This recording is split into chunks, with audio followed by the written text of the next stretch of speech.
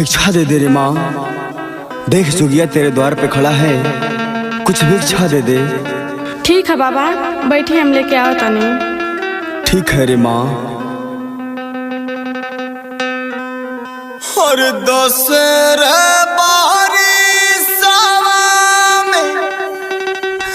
हर बिछाड़ल सुगनवा सुगना,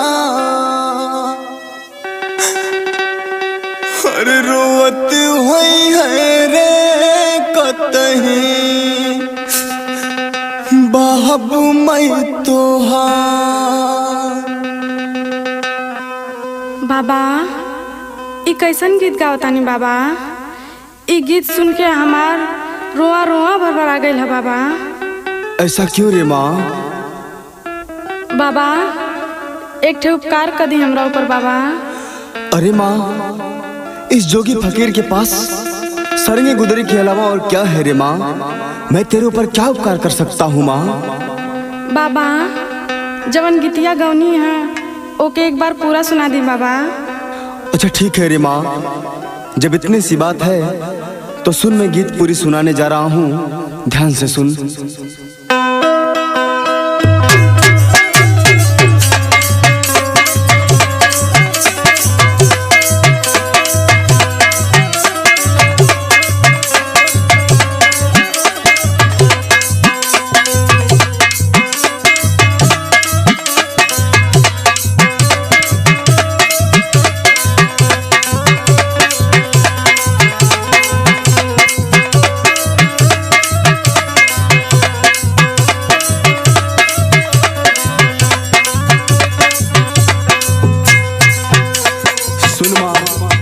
मैं गीत तो सुनाने जा रहा हूँ, लेकिन मेरे गीत को ध्यान से सुनना माँ।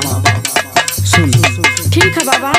हाँ दशहरा में बिछाड़ल सुगनवा सुगना, रोवत हुई है रे सुगना, रोवत हुई है रे कतही बाबू मैं तोहार।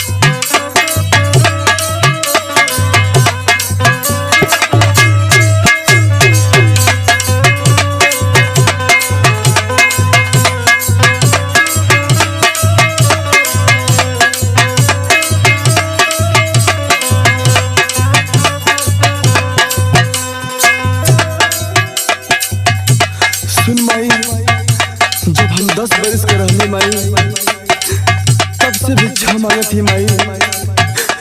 10 बरस में हम रमता जोगी बहता पानी हो गई रे माई। आज भिक्षा मांगत मांगत 20 साल का दिन और गुजर गए रे माई। आगे का कहानी सुनाए बाबा। ठीक बा माई, सुन ध्यान से, हम सुनाओ तारी माई।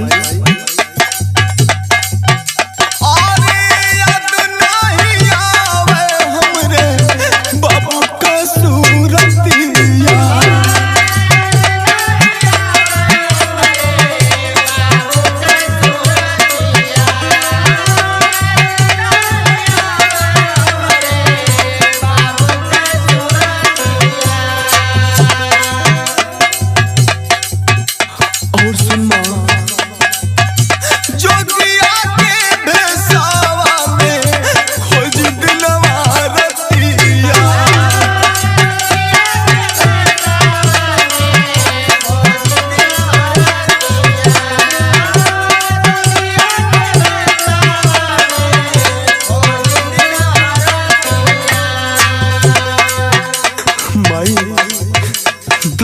पहले की घटना हमरे दिमाग पे ना चढ़ेला रे माई। हमके अपने माई बाबू के चेहरा ना याद आवेला रे माई। सुन माई, सुनाई बाबा।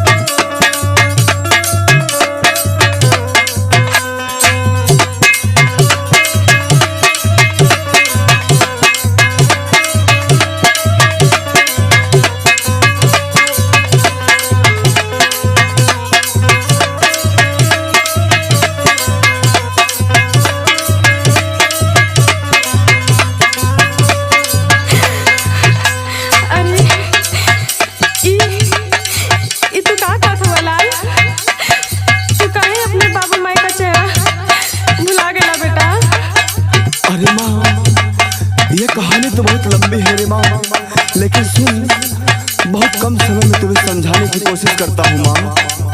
ठीक है बाबा, सुनाई।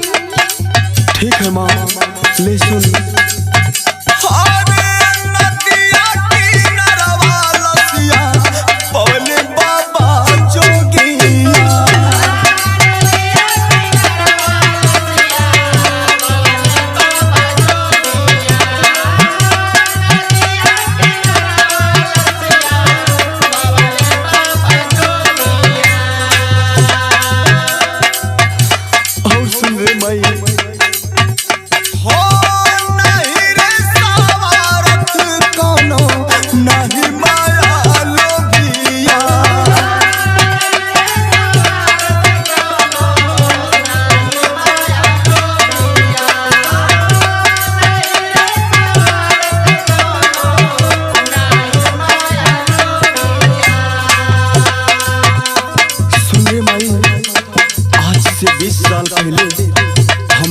नदी के किनारे जोगी बाबा पौले रे माई। हमार आप देखते सुन माई ध्यान से। सुनाई बाबा।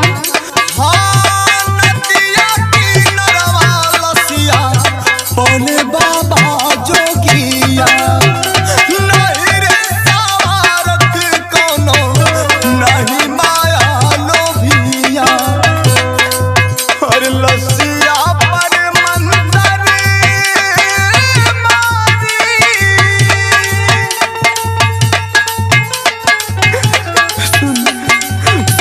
मारी। लसिया पर मंतर मारी, भारी दिहले जनवा जनवा। खोजे लागल रे बचवा, खोजे लागल रे अपने माई के दुआ।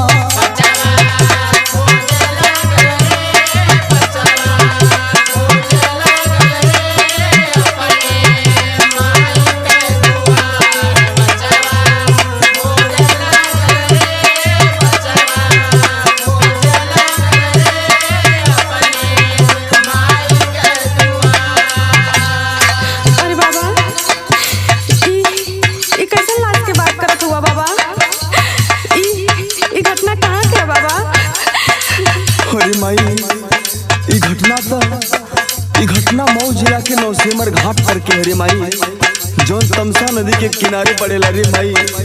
लेकिन एक बात बताओ माई। बोला बाबा। हमार कहानी सुन के तू काहे फुट फुट के रो कहते रे माई। अरे बाबा, आज से 20 साल पहले हमारे लाल के सांप काट ले रहे बाबा, और सांप काटने से हमार लाल हमको छोड़ के चल गए बाबा। और उनकर बाबा आजमगढ़ के तमसा नदी को धोल रहे बाबा। तो तेरे लाल का नाम का रह रे माई? कोनो पहचान बताओ अपने लाल का माई। हमारे लाल का नाम बाबा ओमकार प्रिंस रहे बाबा। और हम अपने लाल के हाथ पे, दाहिने हाथ पे गोदना से ओम बनवाले रहे बाबा। अरे माई, माई पर लाल तेरे सामने खड़ा है रे माई। हाय देख माई, हाय देख हमारे हाथ पे ओम बनल बा रे माई। अरे लाल, तू तो हमार लाल हो बेटा। अरे माई, हम तो लाल है रे माई। अरे लाल, तू 20 साल कैसे रहा बेटा? अब भाई सारंगी गुदरी उतार के फेंक दो बेटा। ठीक बा रे माई। बाकी ये बता, हमारे बाबूजी कहाँ हो रे माई? हमारे बाबूजी से भेंट कराओ माई जल्दी। अरे ना रे लाल, तोर बाबूजी तोर चिंता में दुनिया छोड़ के चल गए रे लाल। अरे तू का बात रे माई? हाँ रे लाल। बेटा, अब मुझे जाने दो बेटा, और अपनी माँ का ख्याल रखना। अच्छा बेटा, अब मैं चलता हूँ। जय बाबा गुरु गोरखनाथ। ना बाबा, इस साथ छोड़ के मत जाए बाबा। हमने को छोड़ के मत जा बाबा।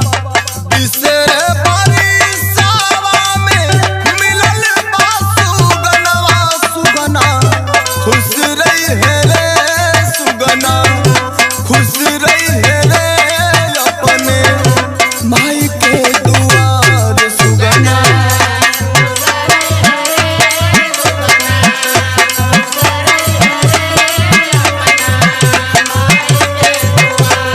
सुगना खुश रही है रे अपने माई के दुआर सुगना। खुश रही है रे अपने माई के दुआर सुगना। खुश रही है रे अपने माई के दुआर सुगना। खुश रही है रे अपने माई के दुआर सुगना। खुश रही है रे अपने माई के दुआर।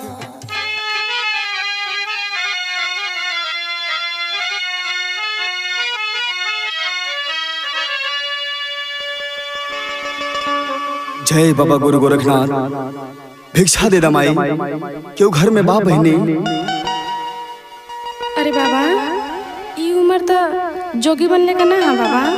ऐसा काहे कहता रो बच्चा?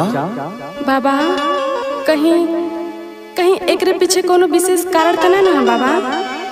कारण तो बा बहनी, लेकिन तू जान के क्या करबू बच्चा? बाबा, हम कारण जानल चाहता नहीं बाबा। अच्छा ठीक बा बहनी, ला सुना। सुनाई बाबा।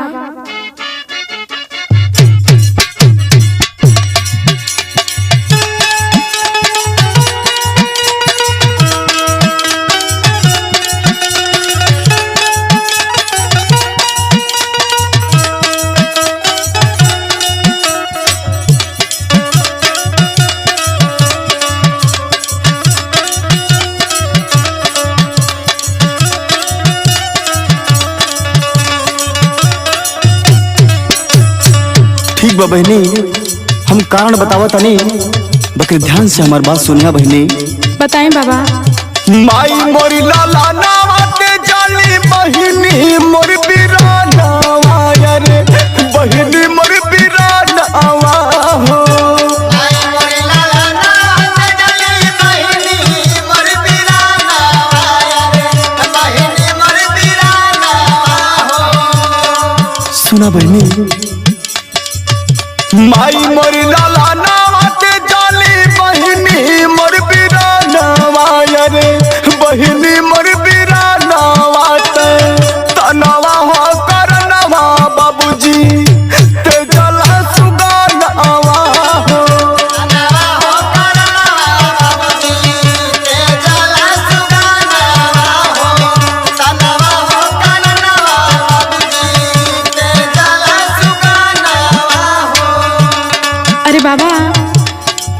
बाबू सब तो के छोड़ देला?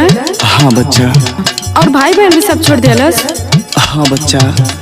ऐसन काहे तोरे साथे भइल बाबा?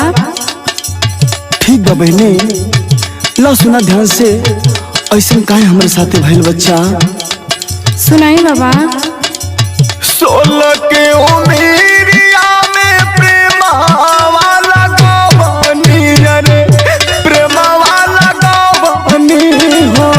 16 के उमेरिया में प्रेमावा लगावनी रे, प्रेमावा लगावनी हो। 16 के उमेरिया में प्रेमावा लगावनी रे, प्रेमावा लगावनी तो सोना जैसन रहनी हमार सुंदर गुजरिया हो। सोना जैसा रही हमार सुंदर गुजरिया हो। सोना जैसा रही हमार सुंदर गुजरिया। अरे बाबा, प्रेम कइले इतना बड़ा गुनाह कि केहू अपने संतान के ही घर से बेघर कर दे? हाँ बहनी, हमारे बाबूजी हमारे गांव का सबसे बड़ा जमींदार रहले बहनी। हमके एगो गरीब परिवार के लड़के से बचपन में प्रेम हो गई बहनी। और जब हमारे बाबूजी के बात पता चलल, बाबूजी कहलो लड़की के छोड़ दा, नहीं तो अगले दिन ओकर लाश तोरे कदम में लिया के रख दे। हमरे कुछ ना समझ में आयल बहनी, हम घर छोड़ के जोग रमा लेली बहनी और भिक्षा मांगे शुरू कर देली बच्चा। अच्छा, तो तू क्या हो बाबा? तुहार घर द्वार कहाँ पड़ी बाबा? ठीक है बहनी सुना। हाँ, तुलसीपुर जहानागंज आजमगढ़ बघारावा रे, आजमगढ़ बघारावा हो। तुलसीपुर जहानागंज आजमगढ़ बघारावा रे, आजमगढ़ बघारावा हो। सुना बहनी हमार बात। तुलसीपुर जहानागंज आजमगढ़ बघारावा रे, आजमगढ़ बघारावा ओमकार प्रिंस नमवा हौवे मोर बहिनिया हो। ओमकार प्रिंस नमवा हौवे मोर बहिनिया हो। ओमकार प्रिंस नमवा हौवे मोर बहिनिया हो। अरे ओमकार, तू ओमकार, हम तो आर्यांशी ओमकार, हम तो आर्यांशी हैं। आर्यांशी? हाँ। लेकिन तू यहाँ कैसे आर्यांशी? ओमकार, तोहार इंतजार करत करत जब 10 साल बीत गए थे, हमारे घर वाले हमारी शादी जबरदस्ती के और से करत चाहत रहे। अच्छा। ऐसे हम वो घर छोड़ के निकल गए नी और यहाँ आके नौकरानी के काम करीला ओमकार। अरे आर्यांशी। हाँ ओमकार, आर्यांशी। अब तू हमको यहाँ से ले चला ओमकार। लेकिन गांव में सबके सामने कैसे आर्यांशी? रुका ओमकार, अब हम आवत है। अच्छा ठीक।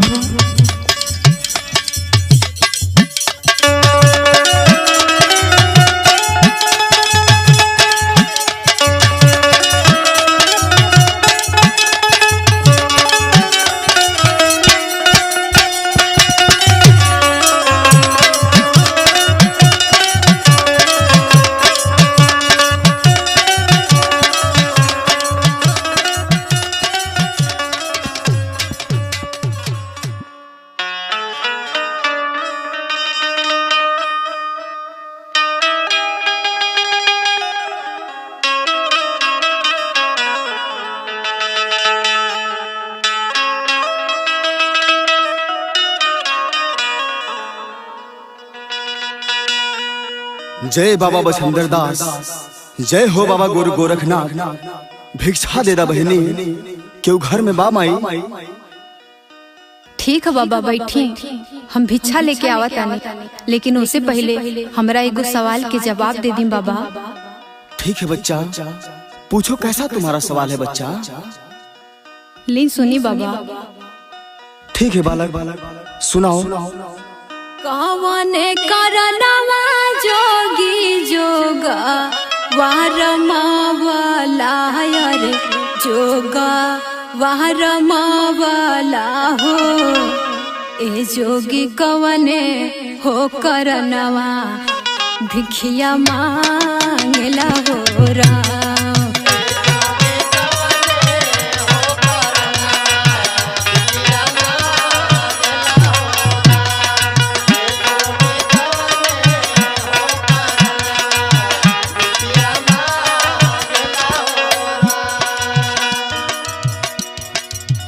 ठीक बा बहनी, जब पूछत बड़ू तला हम बताओ तारी कि हमरे जोगी बनने के पीछे कौन कारण है बहनी। ला सुना। सुनाई बाबा।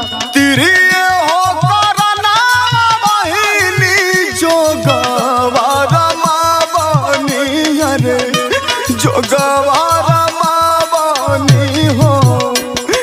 ए बहनी तेरी ये करनवा भिखिया मांगिला हो।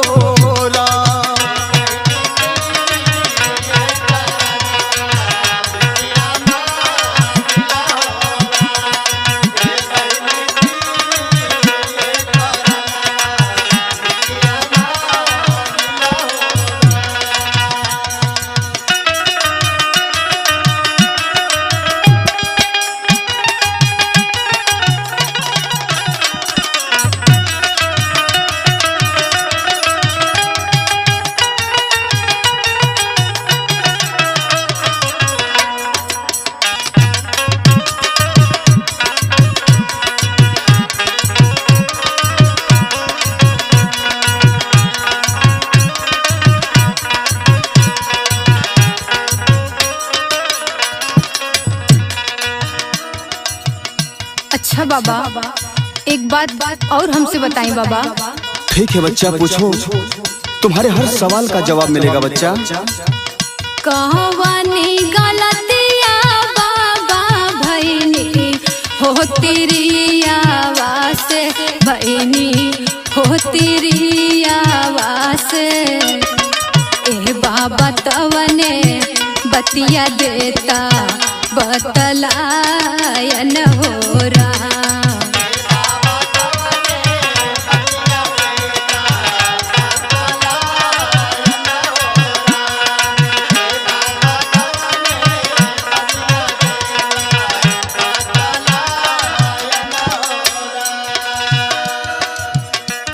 ठीक बा बहनी, ला पूछो तारो तो हम जवाब दे तारे। हमार बात ध्यान से सुनिए बहनी। सुनाई बाबा। रहुए सुहाग रतिया बोलली एगो बतिया है बहनी बोलली एगो बतिया हो। हे बहनी ये कही बतिया सुनी के दिलवा टूटल हो।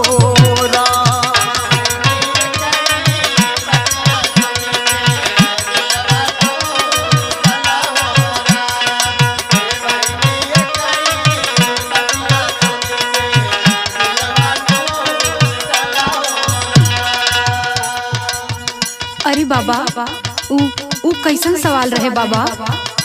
बहनी, सुहाग रात के दिन ही वो हमसे एगो बात कहली बहनी। कवन बात बाबा? वो कहली हाँ बाबा कि हम केहू और के अमानत हैं। इतने बात सुन के हम उनकर चेहरा भी ना देखले और वो घर छोड़ के वही रात का हम निकल गेली बहनी। आ ई मोह माया से बहुत दूर हो गेली बहनी। अरे बाबा, कहीं तोहार नाम ओमकार प्रिंस तनान है बाबा? हाँ बहनी। तोहार घर जहानागंज है ना बाबा? हाँ बहनी, लेकिन ये सब तुझे कैसे पता बच्चा? स्वामीनाथ, वो भागिन औरत हमें है स्वामीनाथ। हमके माफ कर दी स्वामीनाथ। जेकरे खातिर हम ये बात बोलले रहे स्वामीनाथ, वो मानना भाई स्वामीनाथ। अब हमके अपने साथे ले चले स्वामीनाथ, हमके ले चले। अरे बच्चा, ये कैसे हो सकेला बालक? ई संभव नहीं है बच्चा। ना स्वामीनाथ, हमके ले चले स्वामीनाथ, हमके ले चले। ठीक बा बच्चा, हम तो मोह माया से बहुत दूर हो गए बड़े बच्चा, लेकिन अगर साथे चले के बाद तो तोके अपने पत्नी के रूप में ना एगो जोगन के रूप में तोके लेके जा सकेला बच्चा। तैयार बारू तो चला। ठीक है स्वामीनाथ, हम तैयार बानी। धन्य विधाता तोहारी धन्य बालक बनिया रे, धन्य बालक